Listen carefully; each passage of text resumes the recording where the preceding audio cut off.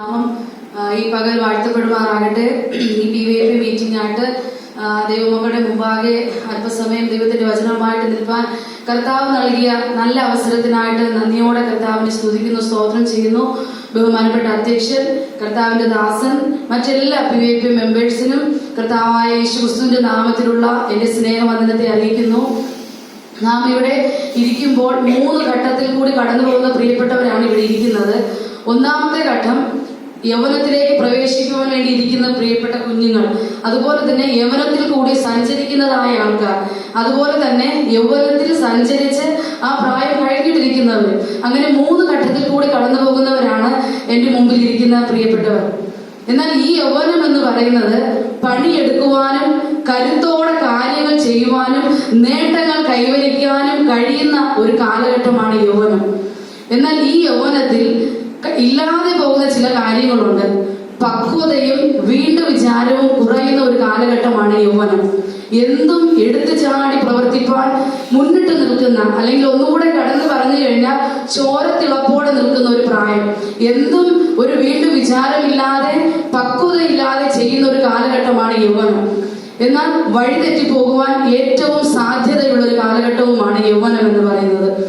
ഈ യൗവനത്തിൽ നമ്മുടെ യൗവനം ഫലപ്രദമാകണമെങ്കിൽ ചെയ്യേണ്ട ചില കാര്യങ്ങളുണ്ട്. ഒന്നാമത്, നമുക്ക് ദീർഘവീക്ഷണം ഉണ്ടായിരിക്കണം. എന്റെ പ്രിയ കുഞ്ഞുങ്ങളോട് എനിക്ക് പറയാനുള്ളത്, നിങ്ങൾ യൗവനത്തിലേക്ക് പ്രവേശിപ്പാൻ നിൽക്കുന്നവരാണ്. ആ കാലഘട്ടത്തിലേക്ക് നമ്മൾ കയറുമ്പോൾ നമ്മുടെ ജീവിതത്തിൽ ഒന്നാമത് ഉണ്ടാകേണ്ടത് ഒരു ദീർഘവീക്ഷണം. നാം എന്ത് ചെയ്താലും അതിന്റെ വരും വരായികകൾ എന്താണെന്ന് നാം മനസ്സിലാക്കി വേണം അത് ചെയ്യാൻ. അതുപോലെ തന്നെ പക്വതയോടെ കാര്യങ്ങൾ ചെയ്യണം.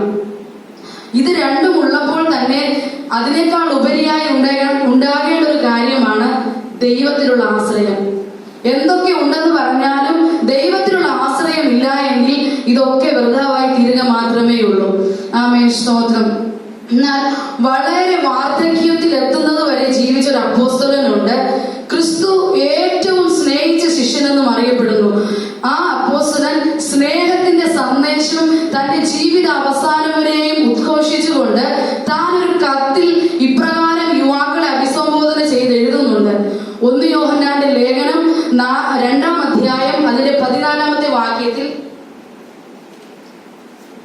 1 യോഹന്നാന്റെ ലേഖനം 2-ാം അധ്യായം അതിന്റെ 14-ാമത്തെ വാക്യത്തിൽ 2-ാമത്തെ ഭാഗത്തിൽ ഇങ്ങനെ വായിക്കുന്നുണ്ട്: ബാല്യക്കാരെ, നിങ്ങൾ ദുഷ്ടനെ ജയിച്ചിരിക്കയാൽ നിങ്ങൾക്ക് എഴുതുന്നു.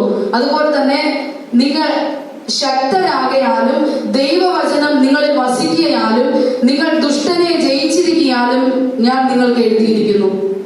ഇവിടെ സ്നേഹത്തിന്റെ അപ്പോസ്തലൻ യുവാക്കളെ അഭിസംബോധന ചെയ്ത് എഴുതുന്ന 3 കാര്യമാണ്. 3 കാര്യങ്ങൾ ഇവിടെ വ്യക്തമായിട്ട് പറയുന്നു. അതിൽ ഒന്നാമത്തേത് എങ്ങനെ? നിങ്ങൾ ശക്തരാണ്. രണ്ടാമത് പറയുന്നു, ദൈവത്തിന്റെ വചനം നിങ്ങളിൽ വസിക്കുന്നു. മൂന്നാമത് പറയുന്നു, നിങ്ങൾ ആരെ ജയിച്ചിരിക്കുന്നു? ദുഷ്ടനെ ജയിച്ചിരിക്കുന്നു. നമ്മൾ ആരാണ്? ദൈവമക്കളായിട്ട് നാം ആരെ? ശക്തരാണ്. എന്തിലൊക്കെയാണ് ശക്തി പ്രാപിച്ചിരിക്കുന്നത്? ശാരീരികമായി നാം ശക്തിപ്പെട്ടവരാണ്, മാനസികമായും നാം ശക്തിപ്പെട്ടവരാണ്, അതുപോലെ തന്നെ ആത്മീയമായും നാം ശക്തി ഉള്ളവരാണ്. ശാരീരികമായിട്ട് ശക്തി ഉണ്ടെങ്കിൽ ഒരു പരിധിവരെ പകർച്ചാരോഗങ്ങളിൽ നിന്നും അതുപോലുള്ള മറ്റ് രോഗങ്ങളിൽ നിന്നൊക്കെ നാം രക്ഷപ്പെട്ട് മുന്നോട്ട് പോകും.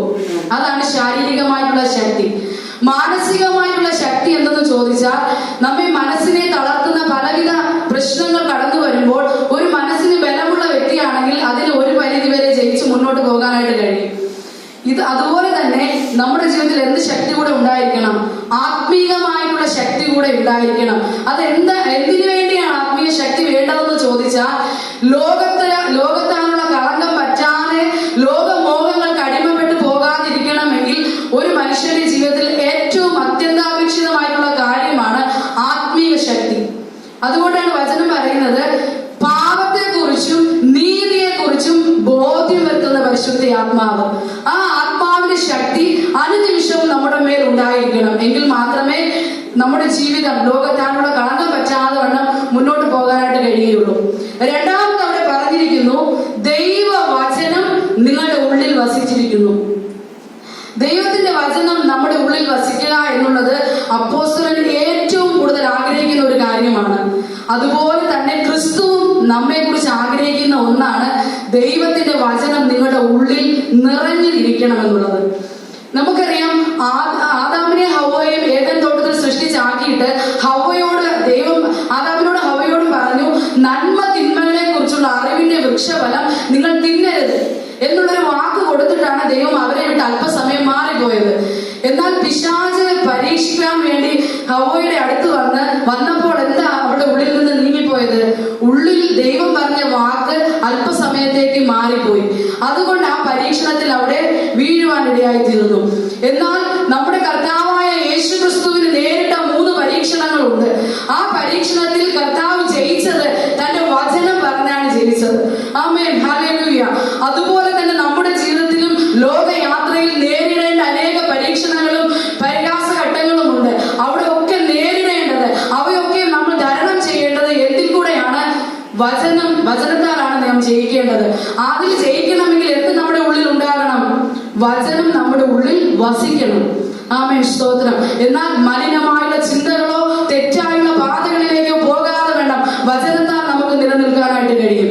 മൂന്നാമത് ഇവിടെ പറയുന്നത്, നിങ്ങൾ ദുഷ്ടനെ ജയിച്ചിരിക്കുക. ആമേൻ, സ്തോത്രം. ദുഷ്ടൻ എന്ന് പറയുന്നത്